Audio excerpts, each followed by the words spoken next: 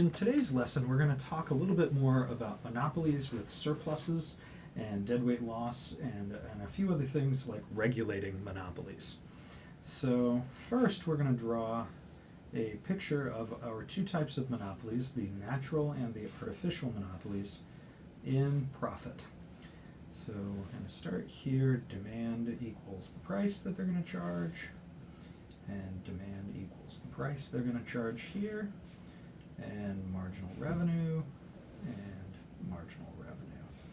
Now for a natural monopoly, just to keep it simple, we're going to say that their marginal cost is here equals the supply, and we're going to say that their ATC comes down and does one of those. Now for the artificial monopoly, their marginal cost equals their supply, and we're going to say for them, we're going to say that they have ATC that looks like that. So they kind of have a lower ATC value. Now, first thing to observe is where they produce is MR equals MC, the quantity that they produce, and they price up on the demand curve, right? So that's the price that the monopoly charges and the price that the quantity the monopoly produces. For this firm, here is the quantity determined from MR equals MC. So it's close, because the way I've drawn it here, it's a little bit close to the ATC, but we're not going to worry too much here. And the price is up here.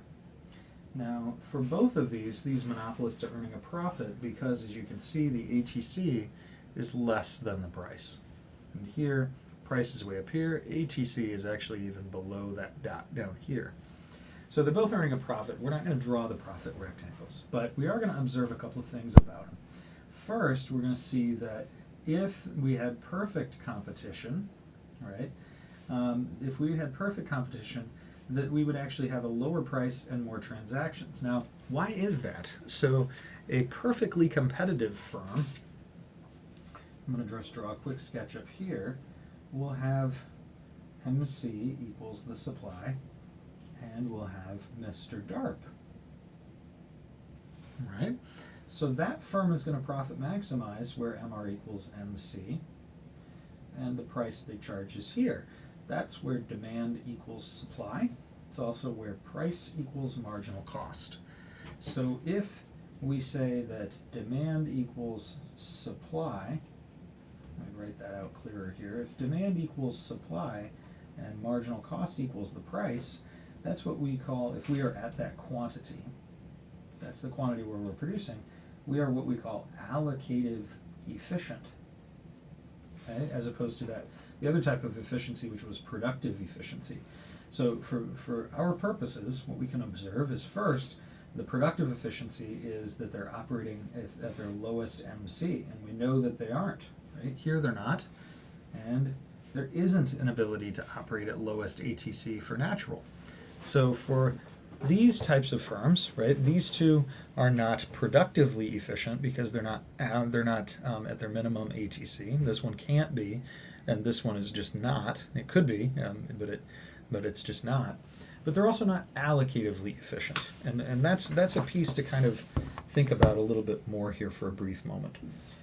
Allocative efficiency would be that they're producing where demand and supply equal each other, but they aren't, right? Supply and demand equal each other here for this firm. So this is the optimal, the allocative efficient. So sometimes we call that the optimal point. And that's also over here is optimal. Optimal. That's where supply equals demand. And notice that we are actually at a much higher price. So I'm going to write Q opt there. And this is the P opt. So we're at a much higher price than P opt, right? Because we're pricing way up here, and we're actually at a lower quantity than Q opt. And likewise over here, the price over P opt is lower than the price that the monopoly charges. And here, the quantity opt is larger than the quantity this monopoly produces. So we would say monopolies have a higher price and fewer transactions, or fewer lower quantity, than perfect competition. So we have less total surplus and deadweight loss. So we're going to identify that deadweight loss now. Now, last time we talked about deadweight loss, we said that it was the example of where transactions weren't happening that should, right? Transactions that weren't happening that should. And one way to think about it would be that if someone were willing to pay, let's say the demand here, willing to pay this point on the demand curve, right, that point there, we'll kind of zoom in to see what that would look like. If they were willing to pay here, and that might be $50 at that price, and at this, right, that's the cost of making it, that unit might be $40 to make. So in perfect competition, that unit, that transaction would happen, right? So they might meet in the middle, I don't know. $50 was the willing, 40 was the cost, so they might meet in the middle and 45. But the monopolist is not going to charge 45. That would be here, right? They're going to charge way up here, too high of a price. So this transaction, this person doesn't get the product. Now why? The monopolist is going to charge that higher price because even though that transaction as an individual transaction would benefit the monopolist, because hey, even if they meet in the middle, it costs the monopolist 40 to make and they get 45, so you'd think, hey, they should do that. If they take it for 45, they have to charge everybody else 45. And we've already learned that that's not optimal for them, or that's not their profit maximizing amount. So there are transactions that aren't going to happen. So the value of those is the distance between the supply and the demand curve over to the quantity that actually is happening. So this shaded area is the value of those transactions, and we call that deadweight loss. Deadweight loss is what that is, right? Now, over here, it's a little bit harder to see, but we still have those. You have a person here who's willing to pay 50, and the cost of making that unit maybe 40, and that transaction isn't happening at QM, right? It's not happening because they stopped producing at this quantity. So they say these transactions, even though they would be mutually beneficial, these transactions are not happening. So we have deadweight loss. Deadweight loss in those. Okay, so deadweight loss in both of them. Now, we're going to identify some solutions. I'm going to zoom out a little bit here. We're going to identify some solutions to this. Now, the first solution is to allow the firm or get the firm to perfectly price discriminate. Now, that's a phrase to understand in this class. It doesn't mean that we're charging women more because we're discriminating against women. What we're actually saying is we're going to charge the consumers based on their individual willingness and ability to pay rather than a single price for everybody. So, for example, many years ago, not that long ago, actually, a year and a half ago, I was coming back from Greece. And I was flying in from Philadelphia to my hometown here in St. Louis, and the flight from Philly to St. Louis was canceled. And I actually had to get home that very same day because I had another flight from St. Louis to Florida that I had to catch. And if I wasn't able to get home, I would have missed the other flight. And the second flight from St. Louis to Florida was a work flight, so I really had to get on it. But the first airline had canceled my flight from Philadelphia to St. Louis. And it was going to be 24 hours, which was way too long to wait. So I walked up to a ticket counter in a different airline, and I said, how much would it be for me to get on the next flight from here to St. Louis? And they said, $900. And I said, I am willing and able to pay that, and I paid it. And it hurt. It hurt paying $900 for a flight that was really only, usually $200 for that kind of a flight. But I was willing and able to pay it. And the airline knew that because people who walk up to the airline counter have a higher willingness and ability to pay. Now, are they happy to pay that? No. But if the airline could get away with charging the higher price to somebody who is willing and able to pay, then they would. And that actually would solve all of these problems. Because instead of what we see here, we'd get a different graph.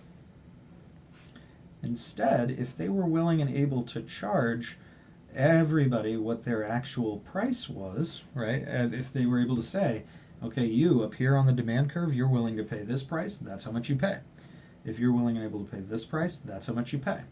And they still have their supply curve, their marginal cost is that. If you're willing and able to pay that, that's how much you pay. And if you're willing and able to pay that, that's how much you pay. Now, they don't have anything below where their marginal cost of providing it is.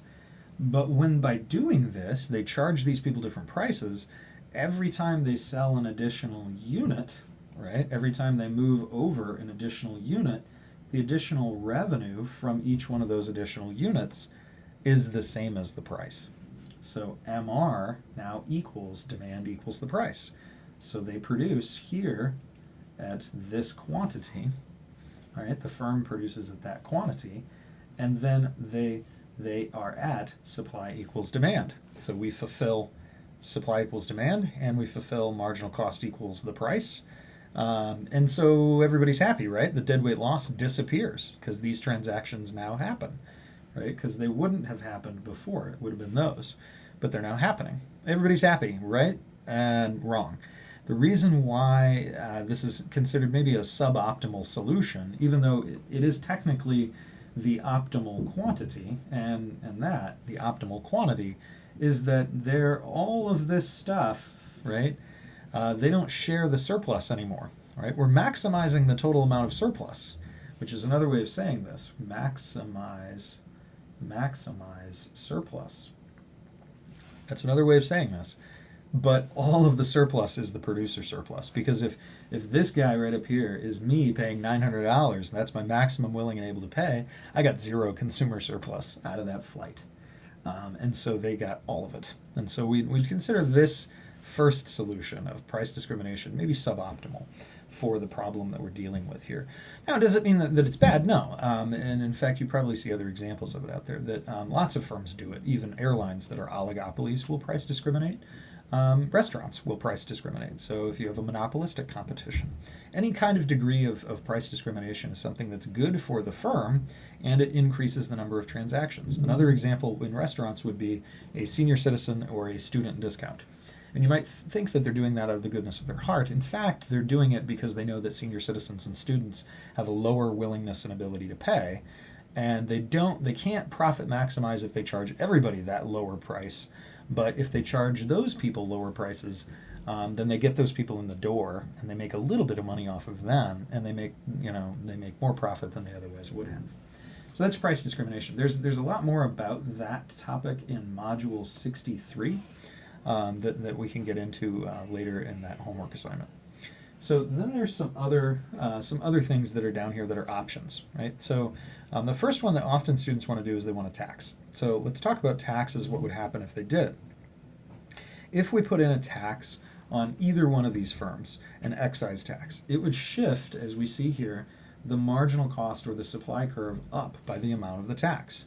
And the problem is that's going to make the deadweight loss worse, because it will, if you shift the curve, right, let's say we're shifting kind of this line, this one up, the new point where the intercept occurs, so if you can imagine like a new line, I don't want to draw it and mess this up, a new line here, the new MR equals MC is here. So that's a lower quantity. And the price would be way up here, it would be higher, because the MR equals MC would be lower quantity, and then you go up the demand curve even more. So it makes the deadweight loss worse. So no taxes would not be good. And then the same thing would happen over here. It would shift the MC curve up and move the point of MR equals MC further up, which makes the price higher, and it reduces the quantity even lower. So that's the worst solution, right? Even though it's tempting because you're like, these monopolists, all they do is take our money.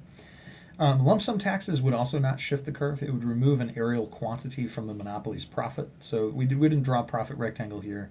That would be kind of small here. It would be from the ATC and over. It would just take away their profit. It doesn't actually change the deadweight loss. So we have four options kind of presented here. Option one is do nothing, and this is for a natural monopoly. And this is sometimes one that I think students ignore, that this is kind of the conservative option, right? In some sense, is saying the cure is worse than the disease. So it is one to ponder and consider, to say, maybe we're okay with the deadweight loss. Maybe we're okay with this deadweight loss. It's the cost of doing business, or the price of variety in some sense. Now, there's no variety with monopolies, but with other types of markets that we're going to look at, you do accept some deadweight loss. Public ownership. Now, this option would often work to ensure the efficiency in the sense of allocative efficiency, right? Because if the government just bought this firm, the government could just say, we're going to price it price optimal and queue at Q optimal and deal, and then the deadweight loss disappears. Now, there's two downsides to that. One is that the firm in this example is losing money because at Q opt, the ATC is up here and the price is down here, so they're going to lose money. So the government would have to in perpetuity, they would have to subsidize the firm. Government would have to give them money. That sometimes is politically unpalatable. The Postal Service, for example, loses money year after year, but it's not the goal. The goal isn't to profit maximize. The other issue is that sometimes governments will often have higher ATCs, so the ATC would be higher of providing the service because the government is concerned with keeping costs down. So we sometimes would admit that, hey, perhaps it's more expensive to run a natural monopoly ourselves. The third and fourth options down here are both fixing the price. So we would both call these price ceilings, right? These are price ceilings. And they have kind of two choices here. They could do the break-even or fair return, or they could do the socially optimal, and that would actually be the efficient one. This one is sometimes called average cost pricing because it lets the firm earn accounting profit, but no economic profit. So let's look at where these two options would be. So the first one would be, let's set the price to where the demand and the ATC intercept. So that's a little hard to see, but it's right here. So I'm going to zoom in again just to show you what that would look like. So you'd set it to here. You'd say price ceiling, you can't charge more than that value. So that would be the fair return price. And at that value, the price here, so I'm going to just draw another arrow, that's the price and quantity that are fair, right? You can see that the quantity fair is larger. It's larger than quantity monopoly. And the price is going to be lower because you've forced this company to price lower with the price ceiling. They're going to increase their output. And what it effectively does is it makes the marginal revenue identical for all of those units that it decides to produce. So every single unit at P fair, the MR is that value. So they produce over to here. It allows the firm to break even where fair is because then they're pricing at ATC. It doesn't eliminate all the deadweight loss, right? So there's still some deadweight loss. It's a little bit hard to see with the pen here. So let me see if I can grab another color here. It would create deadweight loss from here down to the supply curve and over. So there would still be some deadweight loss, but not as much as before, right? Not as much as before. So it's considered kind of the fair compromise between the two. The other alternative would be to actually regulate them to that price and say, you can't charge more than that. Downside of that is that now, at that price, again, the ATC value is higher. And that means the firm would lose money. And so then you'd be in a position of the government telling a firm, you can't charge more than P-opt. The firm loses money, like loses economic profit in the long run. And so then the government's on the hook to subsidize the firm. And that's politically unpopular because now it would be a case of you're paying your electric bill at P-opt, right, which you would think is relatively cheap electricity. But at the same time, you're paying taxes as a citizen so that your taxes can go to subsidize this electric company. And so there's a lot of constituents who would say that's just not going to work. So a lot of times we do try to regulate them to P fair so that, yeah, we accept some deadweight loss in the electricity market, but we'd say it's a good compromise position. The other graph, then artificial in profit, we could do the same thing, but we observe that here is actually P fair, is actually way down here. P fair is defined here. So that's the fair return, right? And so I know that's a little bit hard to see in there. That quantity, let me do a little arrow, that's the fair quantity. And that's the fair price. Now, the reason why we wouldn't actually choose that is because the optimal position is actually above that in terms of price. If you forced them down to P fair, yeah, the firm's breaking even at that point, but you actually have too many transactions happening. So that would result in deadweight loss in this amount. So I'm going to use that other color again.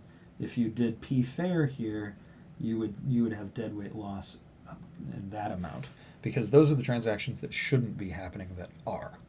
So most of the time, in terms of an artificial monopoly, an easy way to regulate it would be just to pick P opt and say, all right, you can charge P opt but no more, and then now their marginal revenue becomes P opt, so marginal revenue equals marginal cost at that quantity optimal, and then that eliminates the problem of the deadweight loss. So those are kind of the last options. I put in your notes as well that there are some other choices here. So again, these regulate the monopoly with price controls is the same thing as those. Prevent their formation. You can break them up, or break up, right, a monopoly. So that's an option as well with these. But typically what we do is we would use a price control. In terms of both an artificial monopoly and a natural monopoly, we would say that's probably the most common example of what we do to regulate them. So hopefully that helps you understand regulating a little bit on monopolies, and I'll see you next time. Bye-bye.